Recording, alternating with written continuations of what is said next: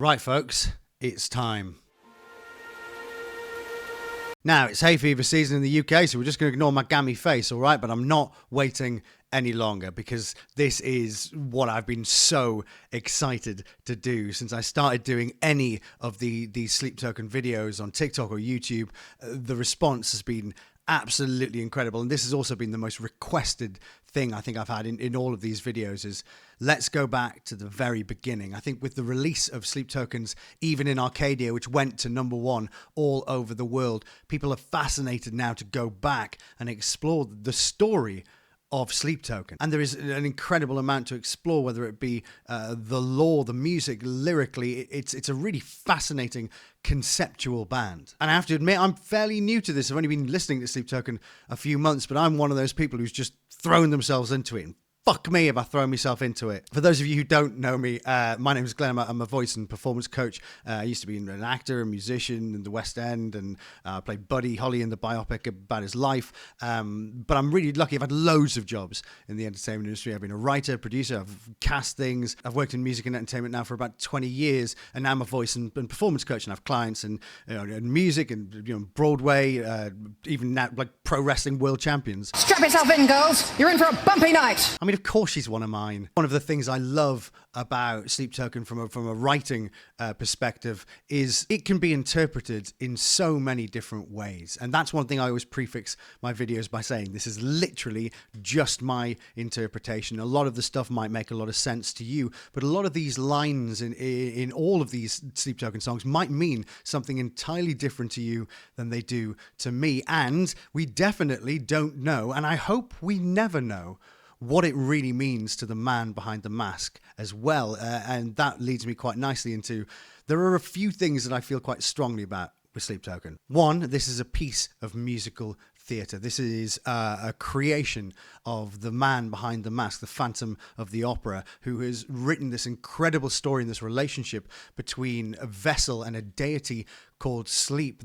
Even back in 2017, when they were doing their first interviews about it, it was something bigger than just love songs or R&B songs or metal songs. The first 3 albums felt like a trilogy of trauma, as it's often referred to. And in that trilogy, we got different stages of emotions, different levels of relationships, incredible songs in the process, but it still felt like a piece of theatre because a young man wrote this, at home, with a guitar and a piano, with his mask on, in his pants, his underpants for the Americans. We all write our best songs in our pants. He still puts his trousers on one leg at a time. He stands in the queue at Tesco's and gets annoyed when the thing doesn't scan.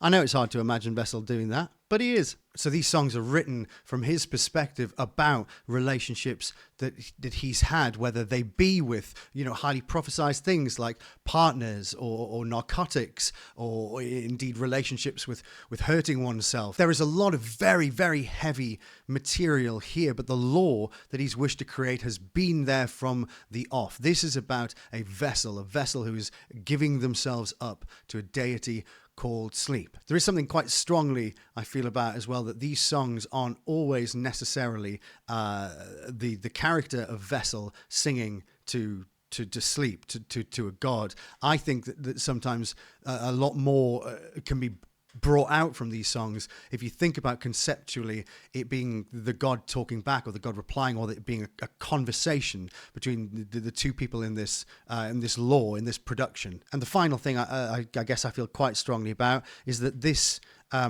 whole Sleep Token, this concept, is rooted in Jungian psychology. He rather pioneered shadow work, and I'm going to get into this in another video properly, but the idea that our ego and what we project onto people isn't necessarily our authentic self. In fact, there is a personal subconscious and Jung believed also a collective unconscious. We have these things that we push down into our shadow that we think either the world will see as ugly, or they won't be acceptable to the eye of other people. And also what we find dark in ourselves, what we don't want people to know that maybe we've been shamed into into as children, a good Freudian root, but that idea that there is a shadow, there is a part that we keep down, that in order to become your authentic self, an act of individuation, you had to become one with the shadow. You had to take the shadow on, release the creativity and understand it, live with it or live beside it. Just jumping ahead 4 albums there lyrically. I think the Sleep Token in its essence, if you like, is about individuation. It is about becoming one with your darker side, becoming one with your shadow, that act of individuation. And I think evidence of that is there from the very first interview that Vessel ever gave with Metal Hammer, when he said, "Our verses are a token crafted to magnify and embody the multitude of emotion that writhes in our subconscious." It's shadow work. And also, as has been alluded to in other interviews as well, it's an offering to us, an offering to the audience to take on that kind of mantle ourselves, to do the work ourselves, to embrace that shadow. As I've said before, listening to Sleep Token, becoming fascinated by Sleep Token, even a passing interest in Sleep Token makes you a bit smarter, because this is rooted in all sorts of different mythologies, from Christian to paganism to Celtic mythology, and it has themes of nature and water and lunar phenomenon, how the moon works with the world, the tide, and so many references to the sea and the oceans as well. But just to reiterate, all my interpretation, there are certain things that are here in black and white with interviews that we have, but after that, this is all just a story that we're interpreting every song. By song, we are being taken on this incredible, mythical, lore-filled journey. And so to Thread the Needle, released back in 2016, Thread the Needle was the first song from Sleep Token's first EP, 1, which had 3 songs on it: Thread the Needle, Fields of Elation, and When the Bough Breaks. Now, the bough is somewhat important here. If we look at the cover of Sleep Token's EP there, a bough is a branch. I suppose in modern common English, we probably hear bough referenced only really in a nursery rhyme. So the nursery rhyme, Rockabye Baby, has the lyrics: "Rockabye baby in the treetop, when the wind blows, the cradle will rock. When the bough breaks, the cradle will fall, and down will come baby, cradle and all." Which kind of on its own is a bit like morbid. When the bough breaks, when the branch that the baby is hanging on, when women used to work in the fields, it was a story about the wind rocking the babies to sleep. To sleep, yeah? Oh, we're into it already. But the bough there, the silver bough, which we're going to get to all of that in a minute, seems to have like apple blossoms on it alongside the needles there, and so it's interesting. So we've already got this idea of apples and birth, if you like, by the flowers coming out of the bough in the cover of 1. But thread the needle, the term itself. Now, thread the needle to me, I think first thing I think of, ironically, is football, playing a very difficult through ball. You thread the needle through a couple of defenders in order to find your winger or whatever. That makes me think of intricate. It's difficult to do, and if you continue to miss, you can end up fraying the thread. It's 2 things coming into contact with one another every time you get it wrong. But when you get it right, then it's, well, I mean, there's a lot of this in Sleep Token, but it is a bit pop, knob, and funny. So as much as that there is that kind of symbolism as well, it's also like the entering into a space, and the needle, the sewing part, is not necessarily the first part of the process, and needles and the act of sewing things up that potentially have been damaged, have been cut, have been torn apart, always feel a bit awkward. There's already that symbolism there. One of the other definitions of threading the needle as well is to find harmony between conflicting forces. And I want to get too Yungian into this already, but this act, this threading of the needle eventually leading to some sort of joining together of 2 things, some potential individuation. Anyway, enough. Fuck me. God, I can fucking waffle. Right then. Time to thread the needle. Bury me inside this labyrinth bed. I'm so excited. We can feel that time is dilated.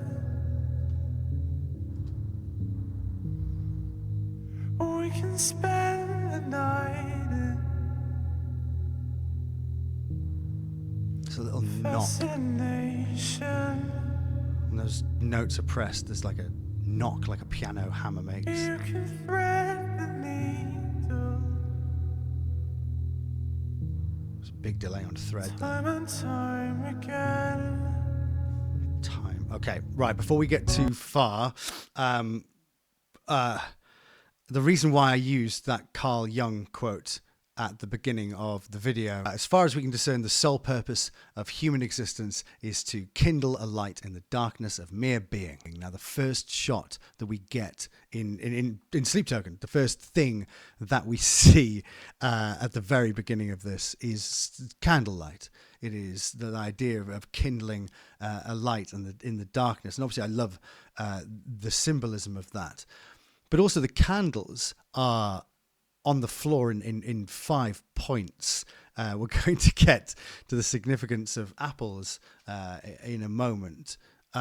But it's in the shape of, I think it's in the shape of a pentagram. And so there is this idea that there is magic here. There is the occult. There is the potential for danger here. There is the potential for darkness, even in a moment where you're trying to kindle a light in the dark. Also, if you listen back to these notes here, you can hear like a knock in the background, like this has been recorded on a piano, and you can hear like the hammer just ever so slightly. Bury me inside the Really heavy on the labyrinth bed. big reverb. Now that little knock in the background, for some reason makes me think of Gethsemane. You know, those locks that are closed at the end, or they sound like locks being closed. That big reverb. I like that there is even in this EP stuff that's more analog, stuff that's been recorded live. Little touches like that from a musician's standpoint. Just fucking manna from heaven, just little nuances, creaks of chairs that microphones are picking up. Fucking, I don't know, I just did that now with mine. But anyway, yeah, sometimes those little nuances can mean quite a lot.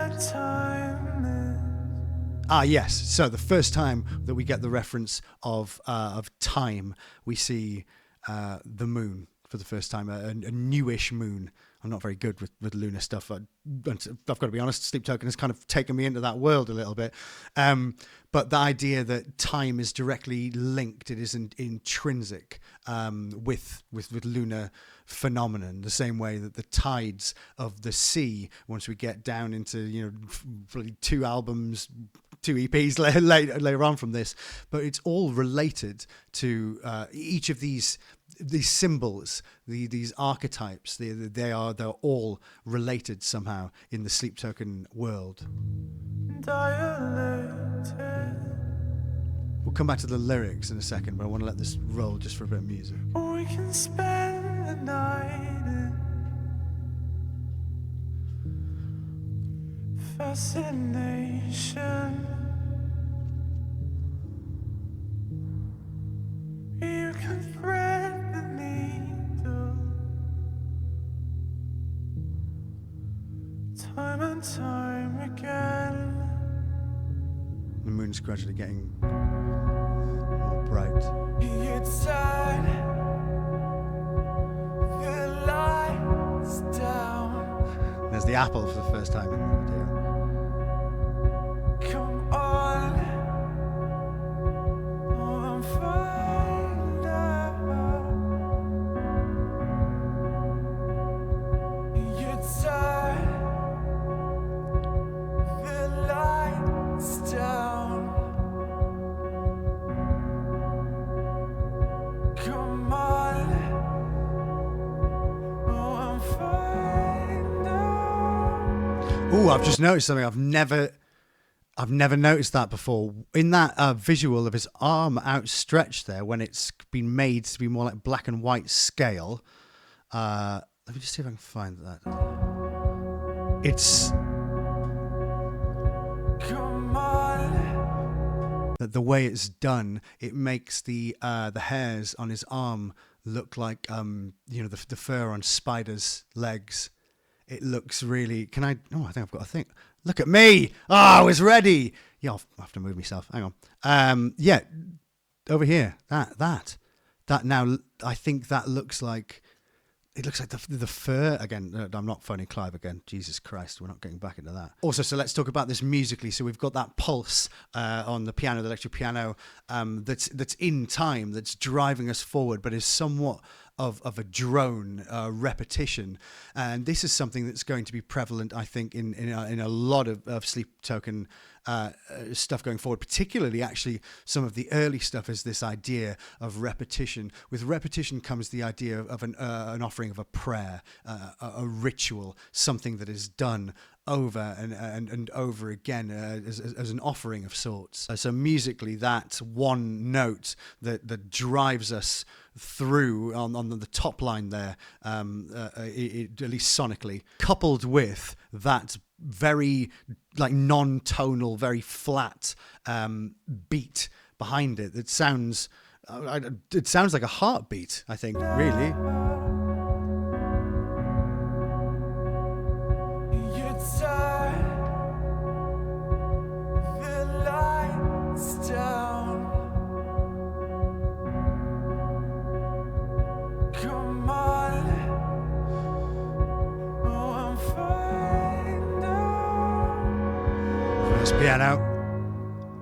So in that chorus, if you like, if you turn the lights down, come on and find out. There's nothing really musically or in terms of vocal performance there that makes me think that isn't the voice of Vessel speaking to Sleep at that point. But I think that changes over the course of the song. Okay, let's talk about these lyrics for a moment, because this is incredible for somebody like me who's dived so deep into this band. These are the first lyrics we ever hear, the first lyrics that are ever written by Vessel. Bury me inside this labyrinth bed. Fuck me. If you've never watched any of my videos before, sometimes I like to try and pull them out of the way that it's been structured by Vessel in the musical syntax and the way he's used it. Sometimes he tags words on the next line in order to make it feel different, or in order to, in many cases, make it a little bit sexier, in fact, or to make it flow better. The idea of burial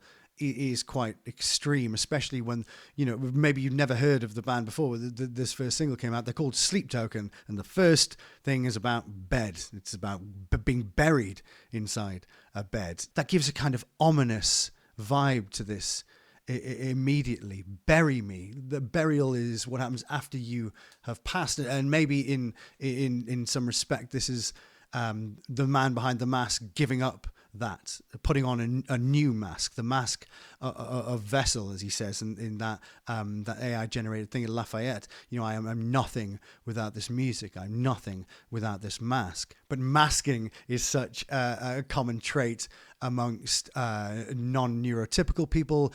Masking is something that is done by a lot of people just in order for our persona to kind of protect our authentic self. So bury me inside this labyrinth bed. Already there is connotations of take me to bed, whether that be a sexual thing, or whether or not that be to get me to sleep, to go to sleep, this deity that I want to be with. But labyrinth bed, a labyrinth. Okay, so my favourite film of all time is Labyrinth. Jim Henson's Labyrinth. David Bowie, Codpiece, Jennifer Connelly, You Have No Power Over Me. You have no power over me.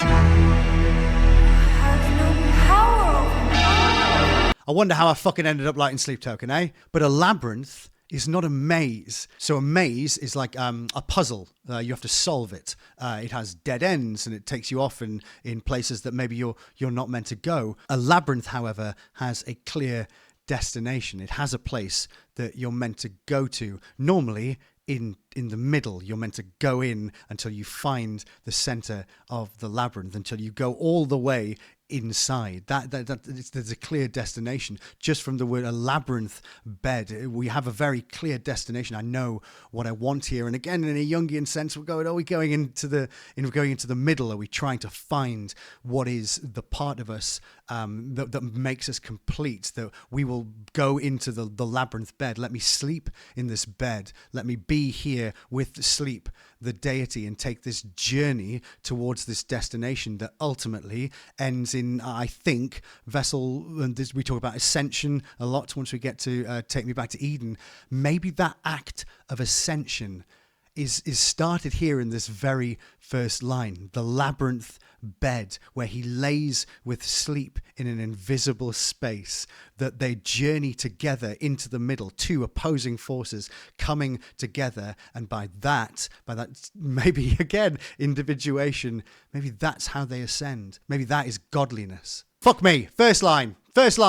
Good luck, everyone. So we can feel that time is dilated. So time dilation is part of Einstein's theory of relativity. There's a graphic. Hang on. Did I save the graphic? I don't know what it fucking means, but there's a thing. There's a thing. I'm a music junkie. I'm trying really hard, but fuck me, that's way above my pay grade. But the idea of time dilation is that time changes. It doesn't move in the same way that it should conventionally. And so we can feel that time is dilated. That's almost like when you're with someone, when you're in a very intense relationship, or when you're, I don't know, fascinated by somebody. The passage of time, all of a sudden you go, whoa, oh, fuck me, it's 4 a.m. It doesn't feel like that because you get lost in the other person. Me and Lolly K quite often, we'll be chatting for hours, absolute nonsense, and then be like, shit, we need to go to bed. So the idea that not only are we bringing in something like Einstein's theory of relativity in line 3 and 4 of this song, but the meaning behind it, that when I'm with you, or when I come to you, when we're inside this labyrinth bed, that time loses all perspective. We can spend the night in fascination. I like this because there is a sense of youngness, not Carl youngness. I mean, like adolescence in this. When you're fascinated by a person, or even when you first start dating someone, or you meet someone, or you get something like a new job or whatever, you are fascinated by it. There is a sense of newness in fascination. But you can also go to the zoo and look at somebody and be fascinated by something that is having a terrible time relatively to how it could be in other climates and in other environment. There's a sense of being tactile as well with fascination, like exploring one another for the first time. And I know obviously that has sexual connotations, but wanting to delve into the other person. When you meet somebody that you're fascinated by, you want to know everything about them. And there's a lot of that in Sleep Token, about him constantly begging Sleep to let me see behind the mask, let me know more of you. Like, you can take a bite out of me. Here's my offering, but please let me in, let me see more. You can thread the needle time and time again. This isn't just once. This isn't I don't know, how, like a one night stand. How do you have a one night stand with a god? There is repetition to this, time and time again. A ritual, a prayer. The idea that maybe this is Vessel setting up his altar, that this labyrinth bed, that where he goes in the night to experience sleep, that is his altar of worship. And because we're doing this time and time again, there are other songs that have very particular repetitions of lines, particularly in the EP too. But this isn't just once. You can thread the needle time and time again. You turn the lights down because in the dark, that's where I can see the whites of your eyes, and possibly the sense a little bit of luring something in. Come on and find out. Come on and find out. That is a direct lyrical reference, so like way ahead to Emergence. Come on out from underneath who you were. That idea that you are trying to get something that maybe doesn't want to come, but you're gonna make it come. Saucy bitch!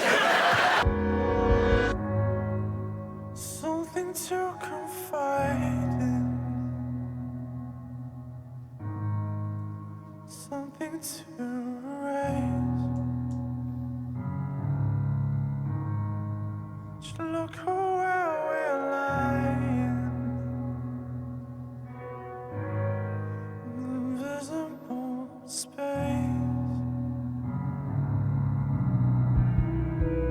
We can spend the night in Two voices for the first time, octave harmony down. fascination.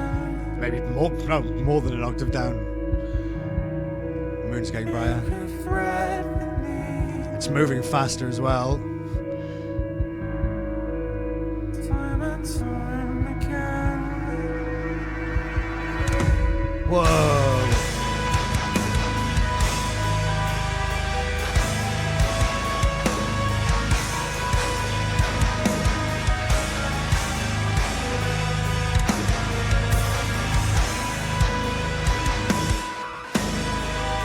That's very cool.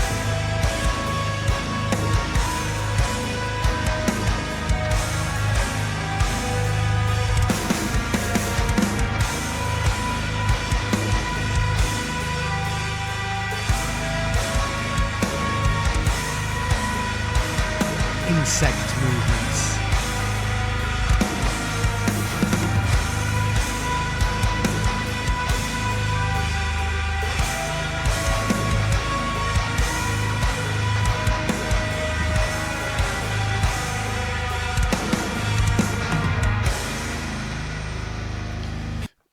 That was all very disjointed musically. That when the drop came in there, the drummer talks about has done in his interviews, with the ones he's given with the robot voice, about how he tells his story on that kit as well. That it isn't just that he's playing in 4, that he is telling stories with his rhythmic patterns, his rhythmic structure.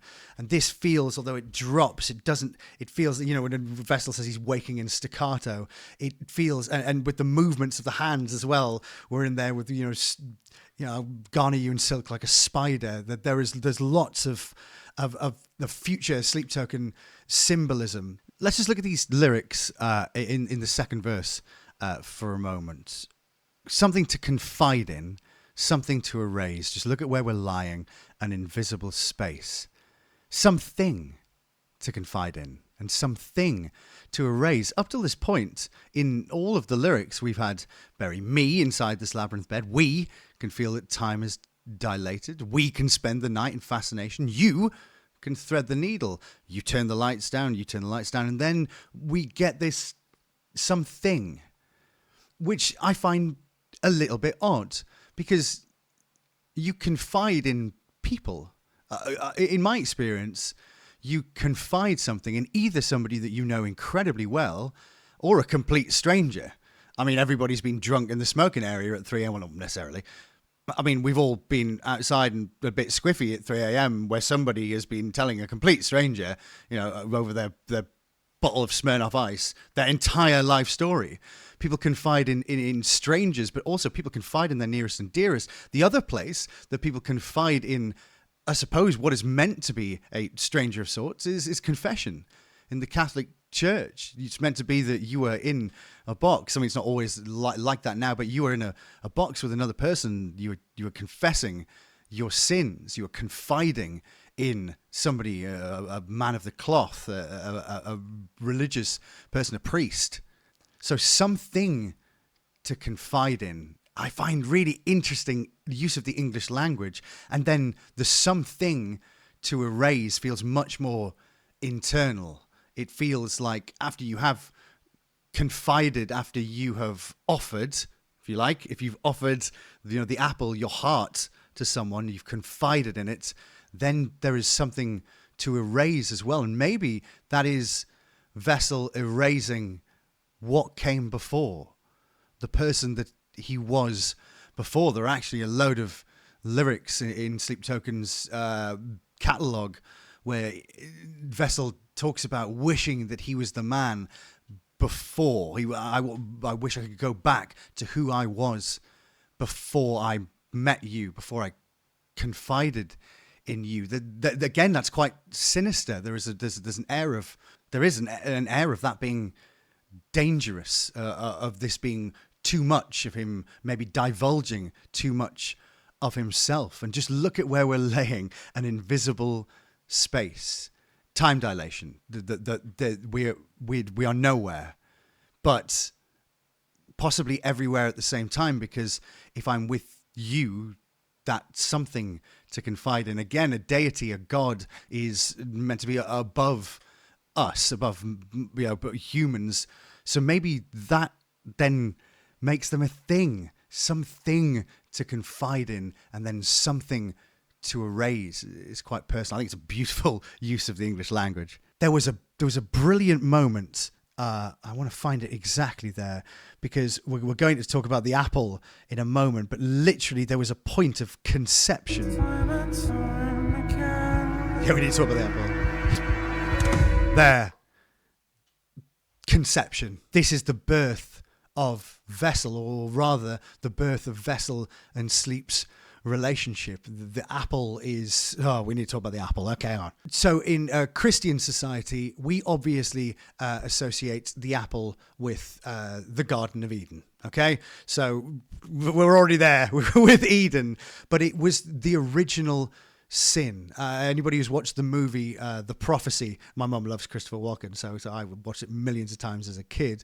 The idea that there was a second war in heaven because the angels were so annoyed that God looked favorably on us, on the human beings. He exalted us above his own holy brethren, if you like. The first war in heaven was the morning star, was Lucifer being cast down, what is considered the conception of hell.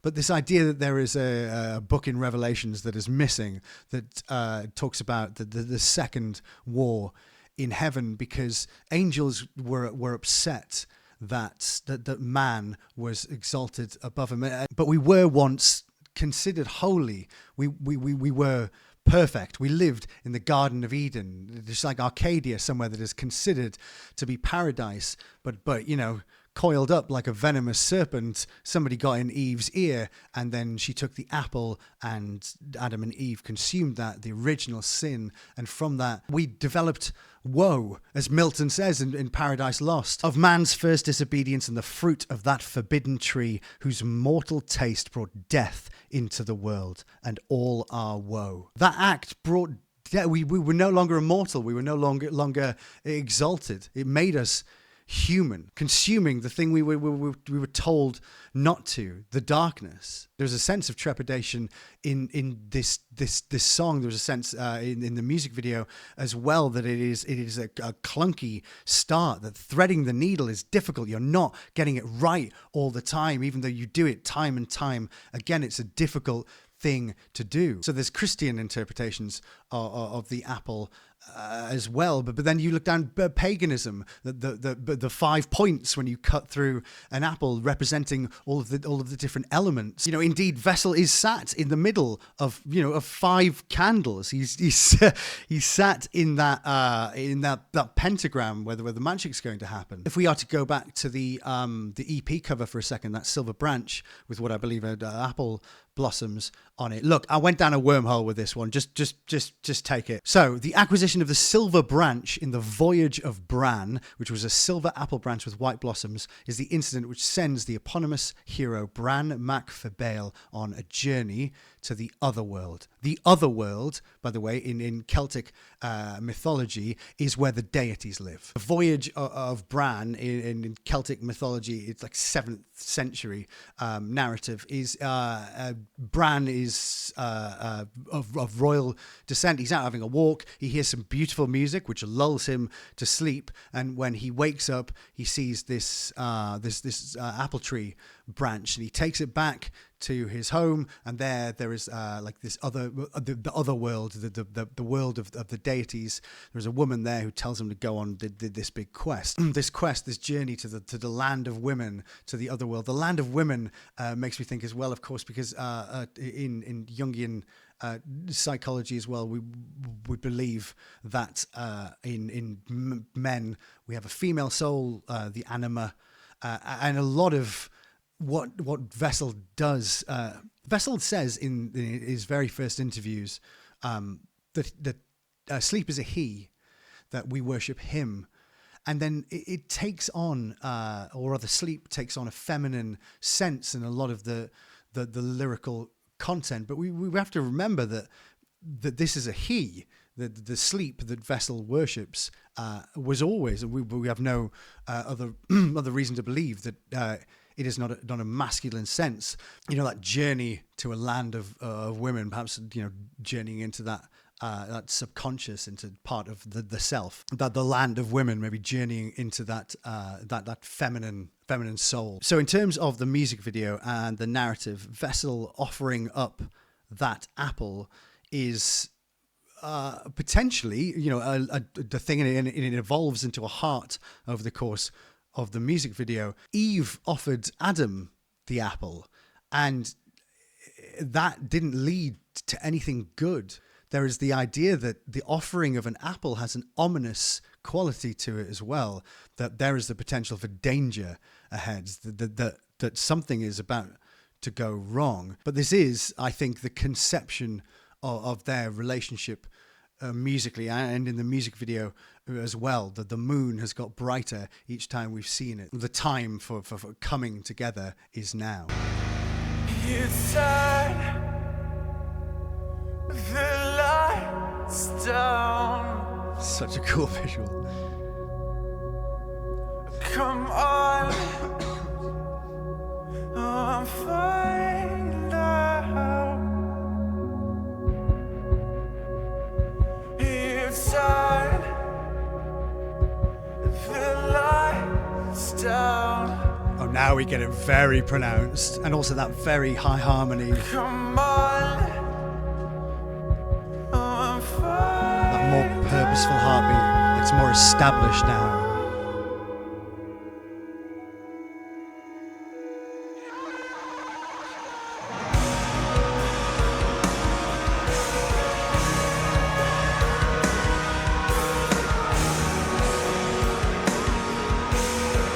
Beautiful chords in there. Again, 2 on the drums. It's punctuating. It's not straight. Snare isn't going on 3 and 7. It's disjointed. Now we've got a bit more. 3, 7 on the snare. Now it's like structure, like we've made progress. Like, okay, now we're getting somewhere. Now, and then just like that, it's taken away again. The offering of the.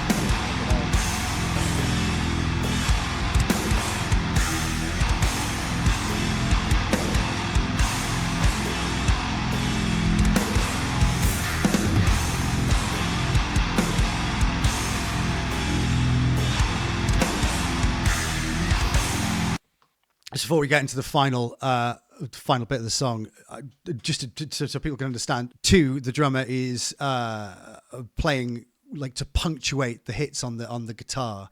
He's not following like a straight 4 beat. He's not making it like Benson Boone. Nothing wrong with Benson Boone. But then the second half, he moves into 4, 5, 6 snare and 1, 2 snare and snare. So we're getting a kind of like a more it's more structured. It feels more comfortable. It's more orally pleasing, and it represents, after we've had all of these dirty, genty kind of guitars and syncopation on the drums. It does make us feel like, oh, we're making headway, and in terms of it, like sonically and musically, that makes us feel like we're getting to some sort of reconciliation. Oh, he offered the apple, the heart, and then okay, maybe we're getting into it. Okay, cool. She likes it. He likes it. They're going to be good. And then immediately, as soon as we're getting anywhere, it's taken away. And this use of the synth melody line, which is, it's not atonal, but it's creeping into note. It doesn't follow a typical pop structure. It makes everything feel disjointed, or maybe more, or maybe the word is sinister. It makes it feel like something's off. Even now, in the very first song, something feels a little bit off.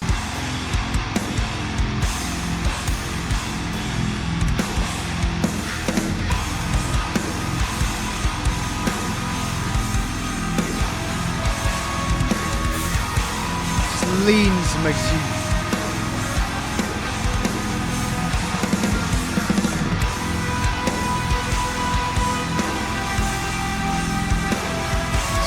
frantic.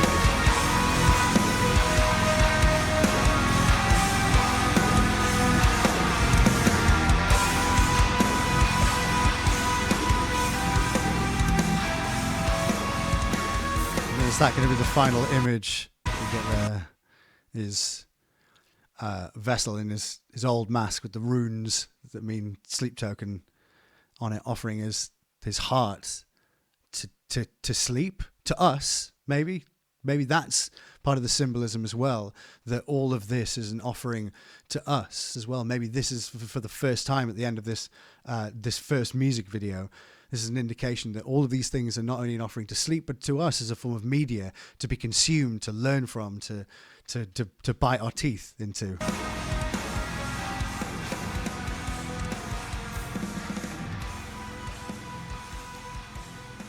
Eight years ago.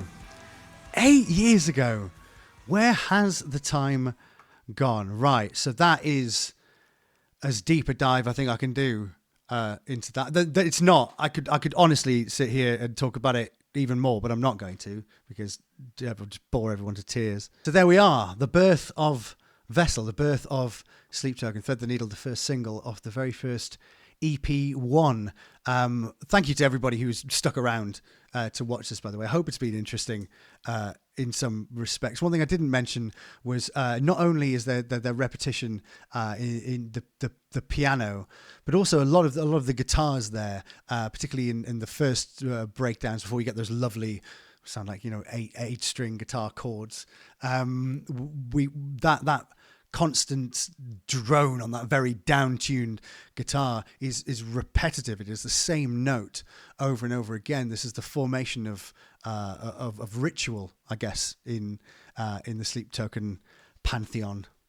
Pantheon. Not even sure I used it right. World, Glenn. World will do. Anyway, thank you so much for spending the time to watch this. I hope it was interesting, informative in some way. So thank you to everybody who's watched this. Of course, I do like when you like and subscribe and share and all that stuff, but listen, you're free-range humans. Do what you want. I'm not your mum. And of course, a special, just incredible thank you to my Ko-fi members. Of course, my Ko-fi members got this video first, and we have an incredible community there of like musicians and artists and poets and fucking just incredible people who are far more intelligent and articulate than I am. But the discussions there and about music, about the dissection of music and art, we're building a community who it's a place to fall in love with music again, I hope. And all of them are on screen. Thank you ever so much to every single one of you. Like, without you guys, I wouldn't be able to sit and spend as much time making these videos. And I do hope you enjoyed them wherever you watch this. And yes, the next one, Fields of Elation, Quiet and Loamy. We're talking all about fertile lands on the next one. But thank you so much for watching this, and I shall see you for some more analysis videos very soon.